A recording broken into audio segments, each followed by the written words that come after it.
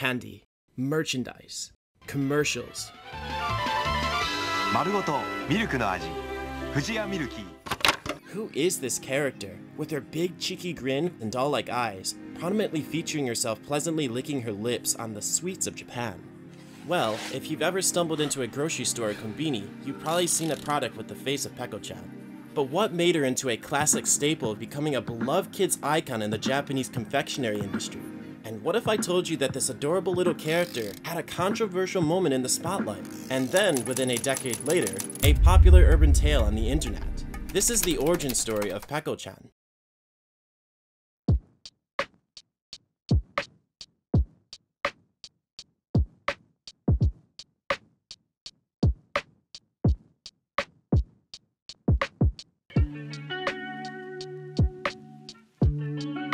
The Fujiya Company was founded in 1910 by a young Japanese businessman named Renemon Fujii.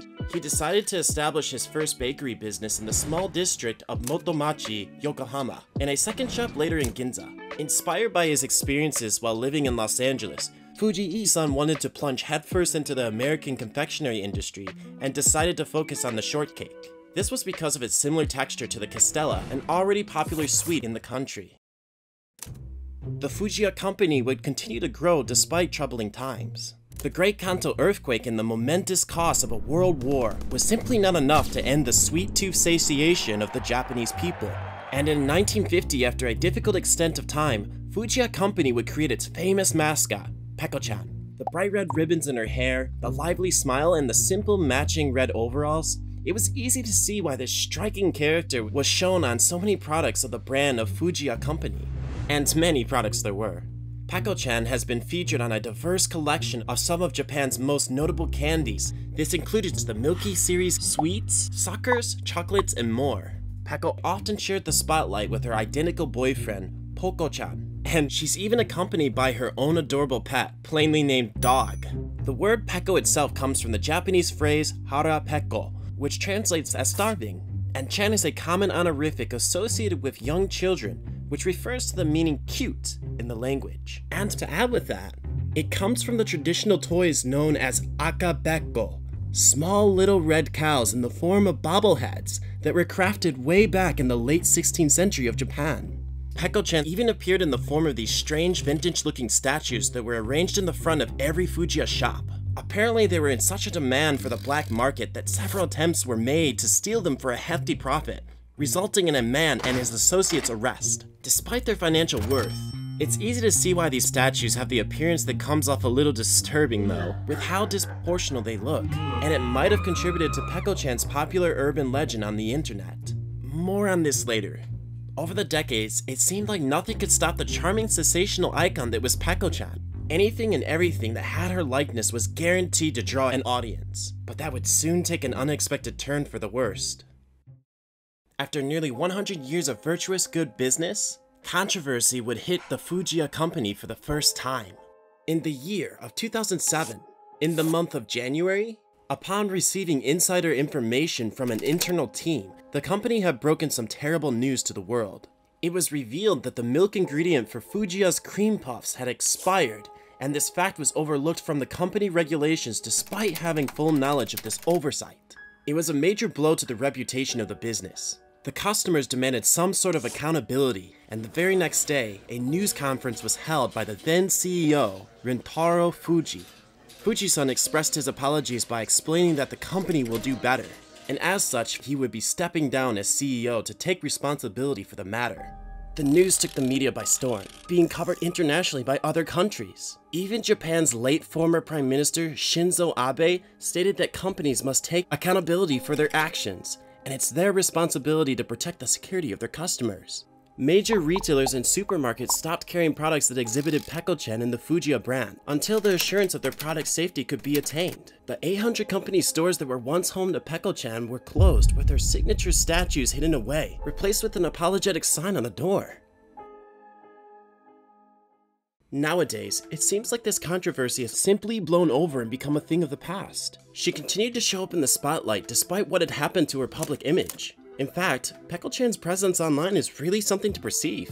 With a quick search online, we can link a lot of various media, including content mostly from a handful of Southeast Asian countries, curiously enough. This consisted of the usual reviews and makeup tutorials. There was also a trend depicting the explanation of this story in the form of a Draw My Life sequence, often showing Peko Chan in her usual attire, but covered in blood and wielding a weapon. Other examples include this Twitter post here, which makes comparison to this lady's costume in Peko, or this popular manga called Super Radical Gag Family, where she guest stars as a huge monster. What a change. And this description of her roughly translates to a dangerous girl who will eat up anything that enters her field of view, loves super sweet candy. If there's one thing in common that we can compare this to, it's that it links to the existence of this strange tale on the internet that totally changes the narrative of our cute, bubbly character. The earliest publication of this urban tale online was from a blog website on April 4th of 2017. It mentions how Peko Chan was based on a starving little girl who went hungry and poor in the World War, and as a result transformed into a menacing cannibal wanting to seek revenge. She would go on to terrorize the people of her local town after eating her very own mother. And that was all I could find online about her. But then I decided to search in Japanese.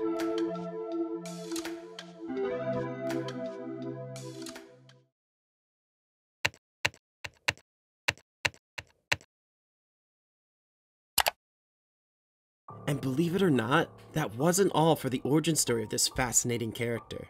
Just when I thought my search had ended, as it turns out on the deep, dark Japanese web, her scary story goes beyond 2017. Almost 10 years ago, on the website Yahoo Answers Japan, a post was made dating back to February 2nd, 2008, by a man simply known by the name of Mr. Riraki. Not much is known about this individual. What can be learned is what he wrote about the Peko Chan character. The comment roughly translates to, did Fujiya's Peko Chan song, Milky is Mommy's Taste, actually come from a scary story? So for those that are not aware, Fujiya Company created a famous melody to coincide with Peko Chan in their promotional material. For example, the song could be heard in this brief infomercial.